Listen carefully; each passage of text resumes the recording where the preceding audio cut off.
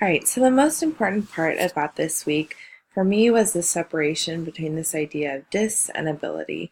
One of the things that I focused on was getting out of the deficit mindset and examining how this idea of disability is built in our culture and how elements of race play into that. So that was my focus as I analyzed the data for my district and school.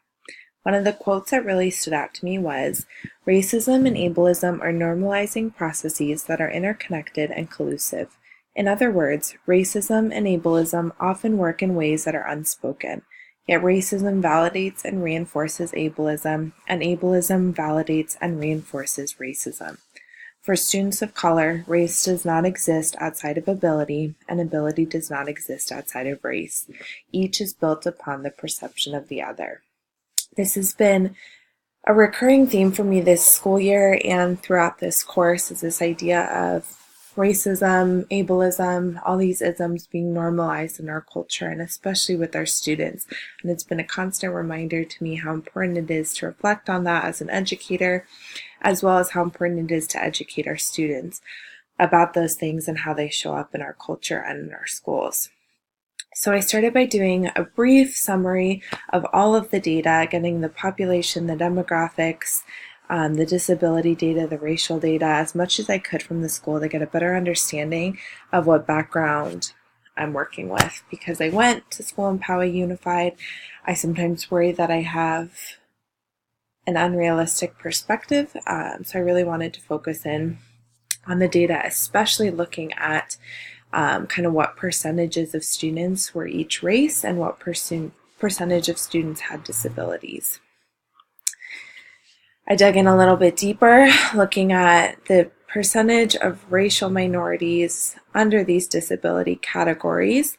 One of the more interesting things I noticed on here was that there's significantly more males that are diagnosed with disabilities than there are females under the IDEA category of students with IEPs, which I thought was interesting.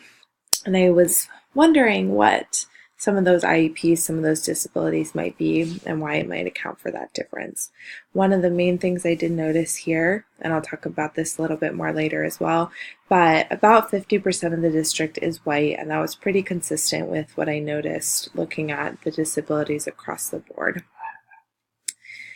Then from there, with that knowledge in mind, I looked at the discipline data for Poway Unified. And this is where I started to kind of analyze some more concerning data, and I will point out that in the pie charts coming up in a little bit later slide. So once I looked at Poway Unified School District, I narrowed in on my school, which is Design 39 campus, and I kind of had the same theme going for how I looked at that data, and that was first looking at how it was broken down by race, and then looking at genders, students with disabilities to get a better understanding of the students that I was analyzing and the data that I would be working with. Similar to the Poway Unified data, I found that more males than females, significantly more at my school. More males fell in that category of IDEA students with disabilities and for 504 students. So that was pretty disproportionate amount. And like I said, I'm curious now if there's any information on what those disabilities are and why there might be a larger diagnosis for males. Then pretty consistent, about half of the students at our school are white. The second major majority is Asian. We see here white is about 45%, Asian is about 36%. That's pretty true. It shows here that more white students have 504s, but that seems pretty consistent, nothing too concerning about that data. And then the school is new, so I thought it was really interesting that there were so few reported in-school suspensions, expulsions, and referrals to law enforcement. So we are only 5 years old, which may account for some of that, but it's kind of hard to get a good, accurate sense of any patterns because there are so few students reported. But I also think that is attributed to the philosophy of our school and how we handle discipline, and that's an important point that I'll come back to. So some of the more interesting pie charts that I looked at, like I said, one of the most important things for me to look at was just what does that the breakdown by race so that I could analyze if it's normal patterns that we're seeing for students with disabilities and the discipline being carried out by the district, or if it disproportionately swings towards targeting certain groups. So when I looked at the disabilities by race, I was pleased to see that the diagnoses of the disabilities were consistent with the enrollment by race. There was no disproportionate skew one way or another.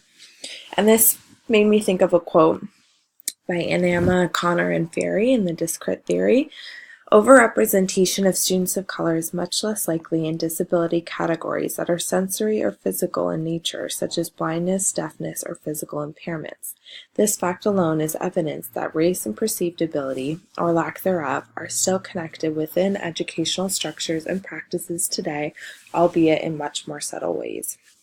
This was a hugely important takeaway for me this week in thinking about the more subjective diagnoses versus the more objective biological medical diagnoses.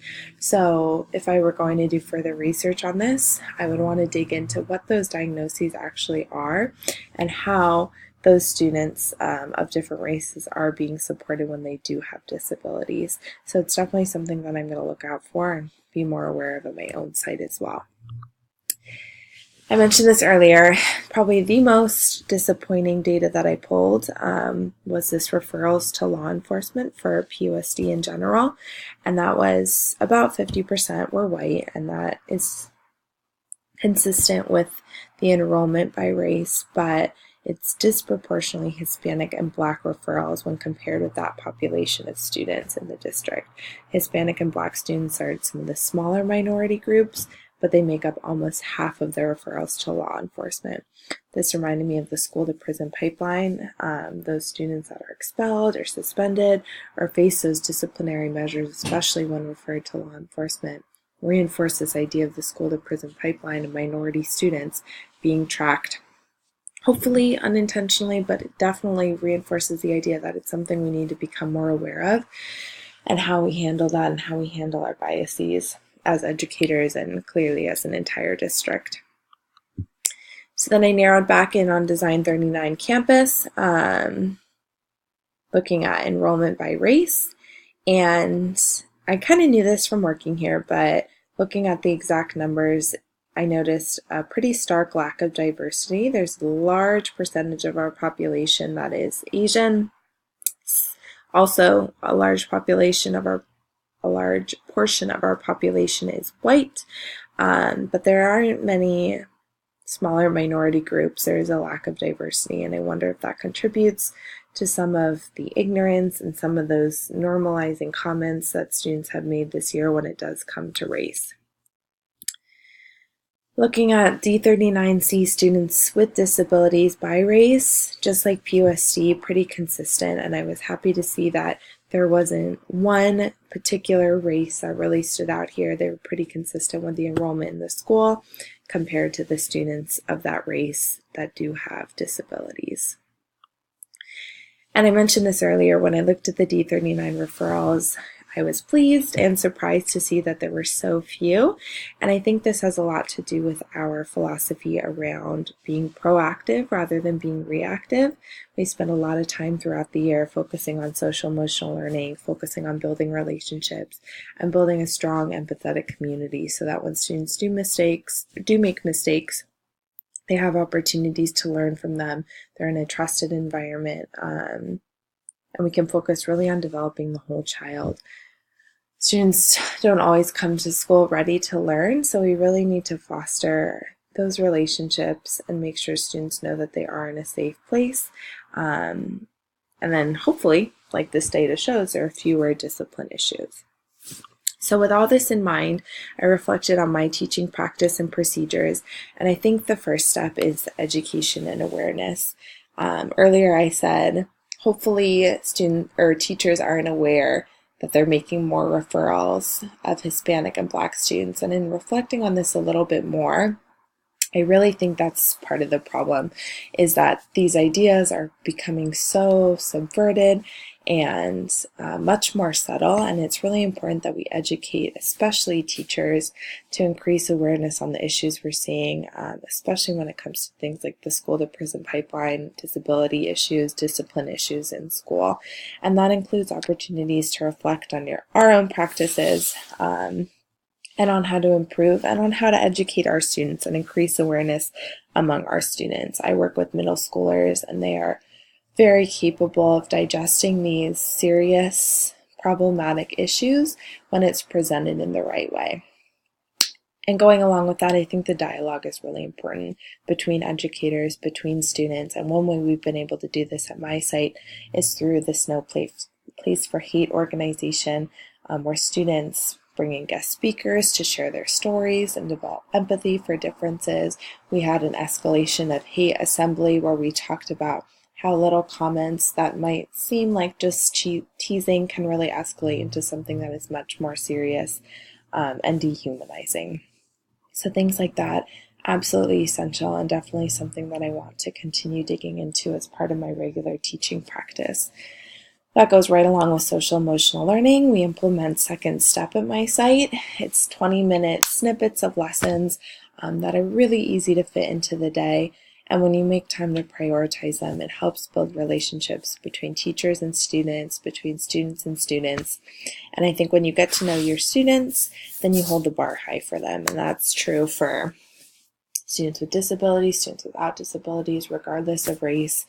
We need to know what our individual students' needs, what their strengths are, where they have room to improve, and how we can encourage them to be their best selves by holding those high expectations.